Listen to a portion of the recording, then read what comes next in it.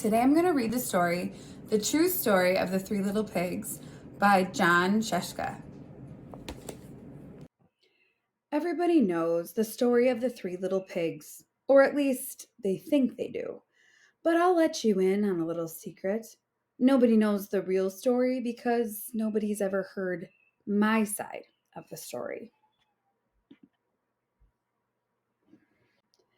I'm the wolf, Alexander T. Wolf. You can call me Al. I don't know how this whole big bad wolf thing got started, but it's all wrong.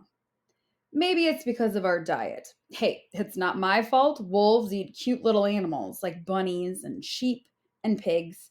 That's just the way we are. If cheeseburgers were cute, folks would probably think you were big and bad too. But like I was saying, the whole big bad wolf thing is all wrong. The real story is about a sneeze and a cup of sugar. This is the real story.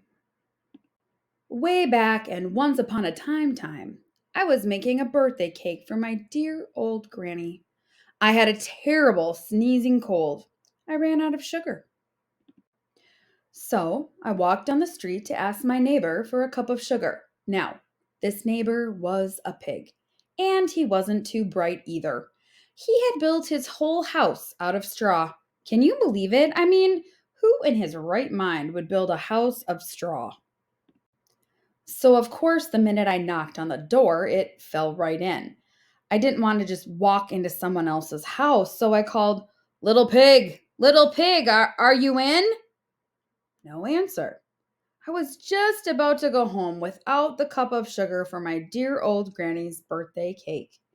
And that's when my nose started to itch. I felt a sneeze coming on, and I huffed and I snuffed and I sneezed. A great sneeze. And you know what? The whole darn straw house fell down. And right in the middle of that pile of straw was the first little pig, dead as a doornail. He had been home the whole time. It seemed like a shame to leave a perfectly good ham dinner lying there in the straw, so I ate it up. Think of it as a big cheeseburger, just lying there. I was feeling a little better, but I still didn't have my cup of sugar, so I went to the next neighbor's house. This neighbor was the first little pig's brother. He was a little smarter, but not much. He had built his house of sticks. I rang the bell on the stick house. No one answered. I called, Mr. Pig, are you in? He yelled back, Go away, wolf, you can't come in. I'm shaving the hairs on my chinny chin chin. I had just grabbed the doorknob when I felt another sneeze coming on. I huffed and I snuffed and I tried to cover my mouth, but I sneezed. A great sneeze. And you are not going to believe it, but this guy's house fell down just like his brother's. When the dust cleared, there was the second little pig, dead as a doornail. Wolf's honor. Now, you know food will spoil if you just leave it out in the open, so I did the only thing there was to do. I had dinner again. Think of it as a second helping. I was getting awfully full, but my cold was feeling a little better. And I still didn't have that cup of sugar for my dear old granny's birthday cake, so I went to the next house. This guy was the first and second little pig's brother.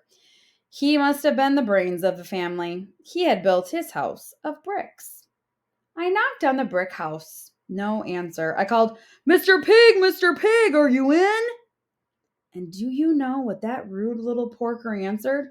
Get out of here, wolf! Don't bother me again. Talk about impolite.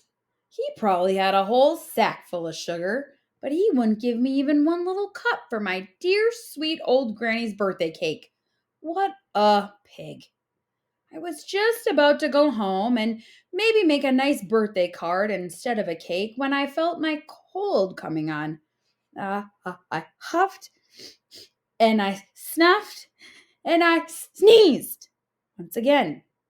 Then the third little pig yelled, And your old granny can sit on a pin.